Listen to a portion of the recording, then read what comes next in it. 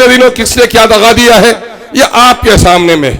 मेरी ये ताकत नहीं कि मैं किसी से बदला लूं, लेकिन आपके अगर एतमाद के साथ किसी ने धोखा किया है तो बदला लेने वाले मालिक आप हैं। आज कौन है लीडर? कौन है लीडर? मां के पेट से कोई जन्म नहीं लेता। अवाम जिसे इज्जत दे देती है वो लीडर बन जाता है, अवाम जिससे इज्जत छीन लेती है वो खाक पर आ जाता है। आपने अगर इंसाफ और उम्मीद की बुनियाद पर किसी को इज्जत दी है और आपके साथ से दगा किया है तो इंसाफ करने वाले भी आप होंगे। हम अपने उन भाइयों से जो पार्टी के फैसले से नाराज हैं, मैं उनसे भी पैगाम देना चाहूंगा कि हम एक बड़े मकसद की लड़ाई लड़ रहे हैं। इस बड़े मकसद की लड़ाई में हमारे बड़ों ने जो फैसला किया है उस फैसले को हमें तस्लीम करना चाहिए अगर पार्टी से आपका रिश्ता है। आज जो ये रमक देख रहे हैं, ये जो पेशानी पे चमक देख रहे हैं, यकीनन MIM के दीवानों और मतवालों की इसमें बड़ा खून लगा है।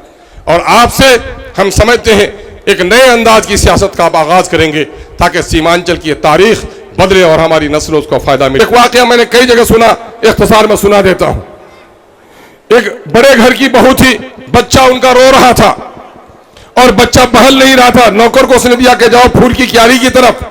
उसने फूल की क्यारी में बच्चों को घुमाया, रंग बिरंगे फूल दिखाए, बच्चा बहल नहीं रहा था। कहा खिलौने दो, खिलौने उठा के बच्चा फेंक रहा था।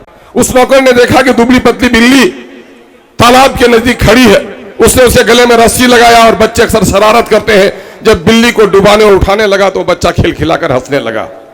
अब इस बहू की आदत हो गई कि जब भी उनका बच्चा शरारत करता, अब बच्चों को खिलौना देने की बात नहीं कहता बल्कि अपने नौकर से कहता जा बिल्ली को जरा डुबा, बच्चा बहल जाएगा। यही NRC के जमाने, CAA के जमाने में तहरीक चल रही थी और उस बिल को भी अगर चाक किसी ने किया था, दूसरा किसी ने नहीं किया था, बल्कि उस बिल को भी, काले बिल को भी चाक करने का काम किया था तो सलाहुद्दीन अवैसी का बेटा बैरिस्टर असदुद्दीन अवैसी ने किया था।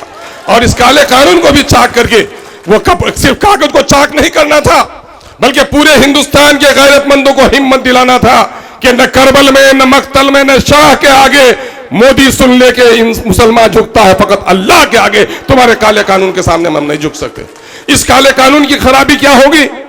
CA के जमाने में अररिया से पश्चिम राशिद भाई गवाही देंगे, एक झगड़ा हुआ दलितों के यहां।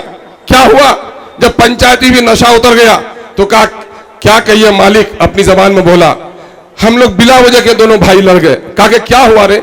मालिक बोलते हुए शर्म आती है, बोला बोलो क्या हुआ, पंचायती तो करनी है।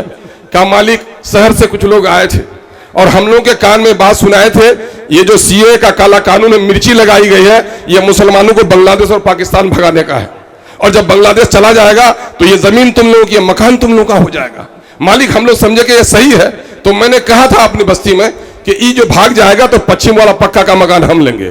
तो गांव का ही दूसरा बोलने लगा कि नहीं पक्का का मकान हम लेंगे। इसी बात में हम लोग लड़ गए थे। यकीन जानो ये वाकया ऐसा नहीं है, सच्चाई पर मबनी वाकया है। पटने में एक साहब प्रोफेसर है, वो घर अपना खेत बटाई पर दिए हुए हैं पूर्णिया के। वो कहा कि साहब मैं तो हैरत रह गया, जब मैं गांव गया तो मुझे मेरे सामने में मेरे बटाईदार आया और बड़ी शराफत के साथ कहने लगा सर एक बात कही मालिक माफ करी। कहा क्या मामला है?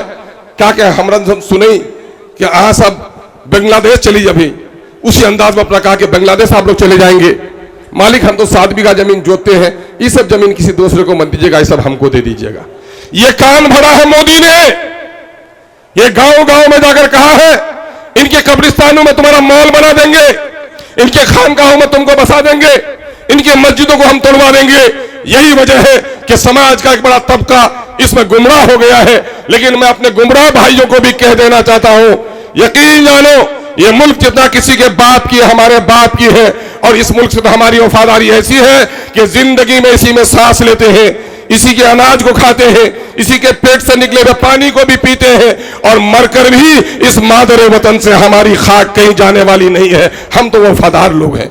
और सुन लो, मछली पानी के बगैर तो जिंदा रह सकती है, लेकिन मुसलमान वो कौम है, शराबी जुआरी गुनहगार हो सकता है लेकिन अपनी शरीयत को पामाल करते हुए कोई बर्दाश्त नहीं हो सकता है। इसलिए कान खोलकर सुन लो कि मछली पानी के बगैर तो जिंदा रह सकती है, मुसलमान शरीयत के बगैर जिंदा नहीं रह सकता। इसलिए अपनी शरीयत को बचाने के लिए हम हर लड़ाई लड़ेंगे। मुझे खुशी है कि इस वक्त तौसीफ आलम साहब ने पार्टी में शमूलियत इख्तियार की है और हम कहेंगे तौसीफ साहब से कि तौसीफ साहब आपको चाहिए कि जिन लोगों ने गुज़िश्ता 10 वर्षों से 12 वर्षों से बस्ती बस्ती में बहादुरगंज में MIM को पहुंचाया है। बहादुरगंज के नौजवानों, तुम घर जाना तो अपनी अम्मी को जरूर सलाम कहना, अपने बूढ़े अब्बा को जरूर सलाम कहना। मैं पार्लियामेंट का इलेक्शन हार गया, मुझे गम नहीं है, लेकिन बहादुरगंज में हमेशा हमको जिताने का काम किया है। और यही वजह है कि MIM को एक मकबूलियत इस सरजमीन पर मिली है। हम आपकी इन मेहरबानों के लिए शुक्रगुजार हैं। हम जनाब बैरिस्टर असदुद्दीन अवैसी साहब को भी यकीन दिलाना चाहते हैं कि यहाँ के लोगों ने बड़ी उम्मीद भरी नजरों से आपको देखा है। आपने इस वक्त जो काम किया है पूरे हिंदुस्तान में, उसकी कोई दूसरी नजीर हमारे दरमियान में नहीं है। अल्लाह आपकी तमाम तरह आफत से अल्लाह आपकी हिफाजत फरमाए।